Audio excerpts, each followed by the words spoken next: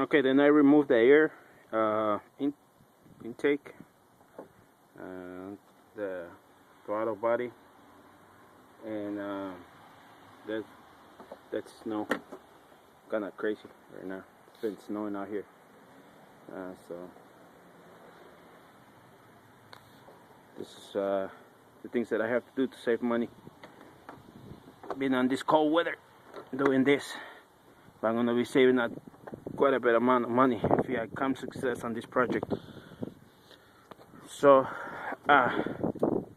just gonna record how the wires and the spark plugs wire come connected to this side, since I'm gonna be unplugging all these connectors and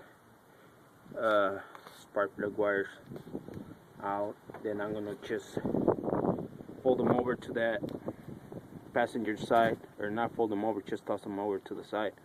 And hopefully I have enough room to work around and get the throttle body out without disconnecting everything, because then it's going to be becoming a headache, I believe. I'm not looking forward to do that, but if I have to do that, then that's what it's going to take to do this project then. So here we go. Let me get the light on. Maybe I can do this with one hand.